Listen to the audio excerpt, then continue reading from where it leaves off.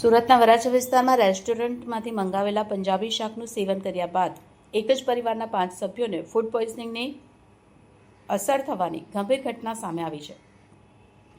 આ ઘટનામાં 5 વર્ષીય માસૂમ બાળકી આર્યાનું દુઃખદ અવસાન થયું છે, જ્યારે પરિવારના અન્ય 4 સભ્યો હાલ સદવિચાર હોસ્પિટલ પૂર્ણાગામ ખાતે સારવાર હેઠળ છે.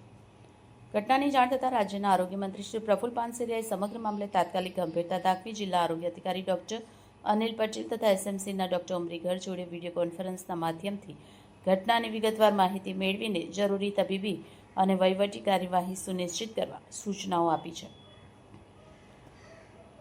આરોગ્ય મંત્રી શ્રી જિલ્લા આરોગ્ય અધિકારીઓને અસરગ્રસ્ત પરિવારના સભ્યોને યોગ્ય અને શ્રેષ્ઠ તબીબી સારવાર મળી રહે તે માટે સતત દેખરેખ રાખવા પણ સૂચના આપી છે. પરિવારના 4 સભ્યોની હાલની તબિયત અંગે સદવિચાર હોસ્પિટલના ડોક્ટર સાથે માહિતી મેળવી જરૂરી સારવારની વ્યવસ્થા જાળવવા જણાવ્યું છે. આરોગ્ય મંત્રીએ રાજ્યની તમામ રેસ્ટોરન્ટમાં સ્વચ્છતા, હાઇજીનને દર્દીઓની સલામતી અંગે કોઈપણ પ્રકારની બેદરકારી ન રહે તે માટે સ્પષ્ટ આદેશ આપ્યો છે. વધુમાં આરોગ્ય મંત્રી શ્રી પ્રફુલ પાનસેરિયાએ જણાવ્યું કે આરોગ્ય વિભાગ દ્વારા સમગ્ર ઘટનાને ગંભીરતાથી લઈ જરૂરી તપાસની કાર્યવાહી હાથ ધરવામાં આવી રહી છે. જન આરોગ્યની સુરક્ષા અને નાગરિકોને ગુણવત્તાસભર આરોગ્ય સેવા મળી રહે તે રાજ્ય સરકારની સર્વોચ્ચ પ્રાથમિકતા છે.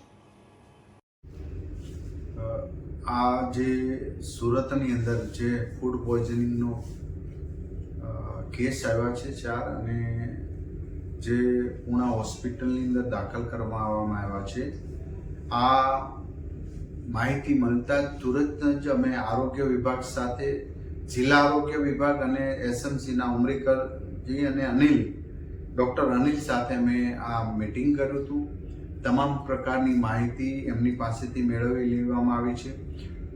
પેશન્ટ જે હોસ્પિટલમાં દાખલ છે એ પેશન્ટ સાથે પણ વાત કરી છે, ડૉક્ટર હોસ્પિટલના છે એમની સાથે પણ વાત કરી છે. અત્યારે બધા જ પેશન્ટને ખૂબ સારું છે, કોઈ પ્રશ્ન નથી. પણ એક દીકરીનું મૃત્યુ થયું છે.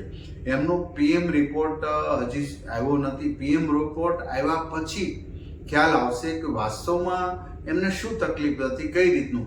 તો અત્યારે મારી પૂરી સુરત શહેરની ટીમ 9 ઝોનમાં તમામ રેસ્ટોરન્ટનું ચેકિંગ હાથ ધર્યું છે, સ્વચ્છતાનું હાથ ધર્યું છે. અને જ્યાં સ્વચ્છતા નહીં હોય તો અમને જાગૃતતા કરવામાં આવશે. શુદ્ધ ફૂડ લોકોને ખવડાવે એવી જાગૃતતા લાવશે. જ્યાં સીલ મારવાની જરૂર પડશે ત્યાં ચોક્કસ સીલ પણ મારીશું. અમારી આરોગ્યની ટીમ સતત આ પ્રક્રિયામાં સવારથી કામગીરી કરે છે. આમ તો રોજબરોજ કરતી જ હોય છે, પરંતુ સ્પેશિયલ ડ્રાઈવ સુરતમાં આજે તમામ રેસ્ટોરન્ટમાં ચાલી રહી છે. દીકરી મૃત્યુનું કારણ હજી પોસ્ટમોર્ટમ રિપોર્ટ આવે પછી આગળની તપાસ પોલીસ વગેરે કરશે.